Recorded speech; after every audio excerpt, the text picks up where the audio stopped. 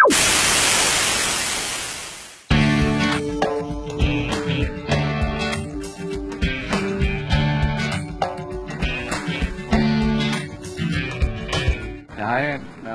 मैं लक्ष्य, स्वरा, रागिनी और हम लोग तीनों एक लव ट्रायंगल करने वाले हैं और मैं राइट जाने वाला हूँ या लेफ्ट, ये प्लीज़ मत पूछना क्योंकि मुझे भी नहीं पता। वो शो के चलते चलते पता चलेगा। तो स्वरा, अपना कैरेक्टर बताओ। Are you taking my interview? I mean, it's not you, it's him taking us our interview. हर कोई यही पहला सवाल पूछता है, आप भी यही पूछने वाले हैं। सर बताइए कि आपने कैरेक्टर के बारे में डेफिनेटली बिल्कुल बिल्कुल। स्वरा एक बहुत ही कॉन्फिडेंट, मैच्योर, बबली, चोपी, एनर्जेटिक लड़की है जो बंगाली परिवार से बिलोंग करती है, जो अपनी माँ और नानी के साथ रहती है। मैच्योर है, सेंसिटिव भी है, सिचुएशंस के हिसाब से अपने आप को कैसे एडजस्ट करना है, कैसे अपने उस सिचुएशन को सॉल्व करना है, कैसे अपने आप को ढालना है उस चीज़ में, बहुत अच्छे से जानती है। हमेशा सबकी रिस्पेक्ट करती है, बदतमीज़ बिल्कुल भी नहीं है। हाँ, मॉडर्न है, वेस्टर्न कपड़े पहनती है, बट कभी भी एक्सपोज नहीं करती है, कभी भी अपने पेरेंट्स की जो क्या कहते हैं जो एक्सपेक्टेशंस है उसको कभी छोटा नहीं होने देती है।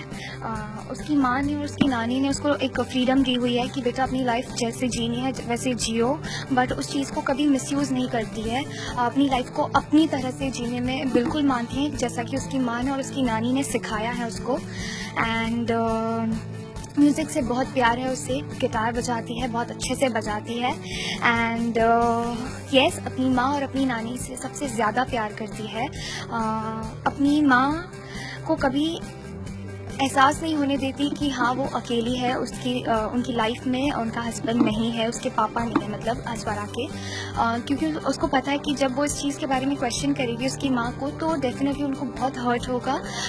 सो कभी भी ये नहीं चाहेगी कि उसकी वजह से उसकी माँ को या उसकी नानी को दुख पहुँचे या कभी भी कुछ सैड फीलिंग उस घर में आ जाए। तो देखोगे आप स्वरा के घर में हमेशा एक लाइव एटमॉस्फेयर रहता है, बिल्कुल भी कंजर्वेटिव फैमिली नहीं है, बहुत ही फ्री माइंडेड है दोनों।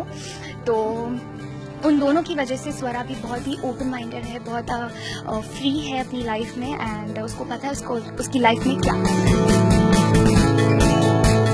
रागिनी एक बहुत ही शांत लड़की है, सरल है, सिंपल है और हमेशा अपने घर के बड़ों की बात मानने में बिलीव करती है। एक मारवाड़ी फैमिली से है तो थोड़े से रिस्ट्रिक्शंस होते ही है, जो रागिनी के घर पे भी हैं, पर उन्हें अपने बड़ों की बात मानने में कोई प्रॉब्लम नहीं है, क्योंकि हमेशा ये मानती है कि बड़े कह रहे तो सही होगा, दादी माँ कह रही है तो सही होगा, पापा कह रहे तो सही होगा, तो उन्हें ऐसी कोई प्रॉब्लम नहीं है। एक एक्सप्रेस करने का, रागिनी के एक्सप्रेस करने का तरीका कुछ और है। वो कह के नहीं एक्सप्रेस करती, बस जैसे मेरे पापा को रसगुल्ला पसंद है, तो जब भी रागिनी अपने पापा के लिए रसगुल्ले लाती है तो हमेशा उसका रस निकाल के लाती है, क्योंकि उसे पता है कि मेरे पापा को ऐसे पसंद है। तो रागिनी का प्यार जताने का तरीका कुछ ऐसा है, हमेशा जो भी कहे, जितना भी कम कहे, जो भी कहे उसके पहले दो बार सोचती है कि कुछ गलत ना कह दे, किसी को बुरा ना लग जाए, ये सोचती है हमेशा। और संगीत में रुचि रखती है, बहुत ही अच्छा क्लासिकली ट्रेंड है और सितार बजाती है। तेजस्वी के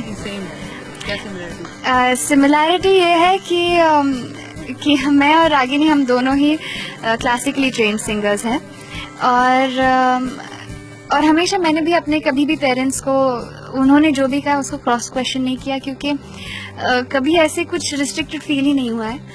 तो ये एक छोटी सी सिमिलैरिटी है मुझ में और रागिनी में। कितनी अलग है? आई थिंक स्वरा और हेली बहुत सिमिलर है। स्वरा बहुत लाइव बबली चोपी है, उसी तरह मैं भी बिल्कुल वैसी हूँ, कॉन्फिडेंट है, मॉडर्न है। मतलब मेरी जैसे स्वरा की फैमिली, मतलब उसकी माँ और नानी कभी उसको किसी चीज़ में रिस्ट्रिक्ट नहीं करते, बिल्कुल वैसे मेरे घर में भी कभी मुझे कोई रिस्ट्रिक्शन नहीं मिला।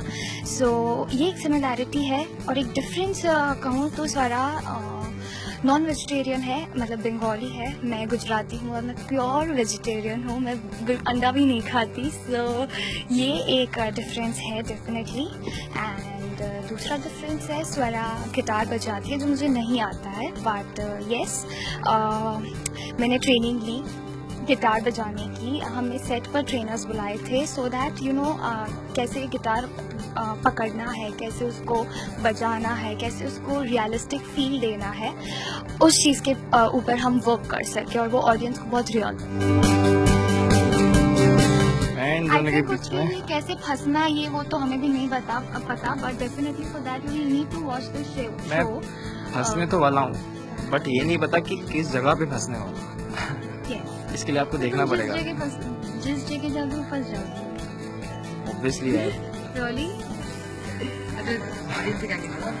ऑडियंस से यही कहना चाहूँगा कि हमारा ये शो देखो, प्लीज़ हमारा ये शो देखो।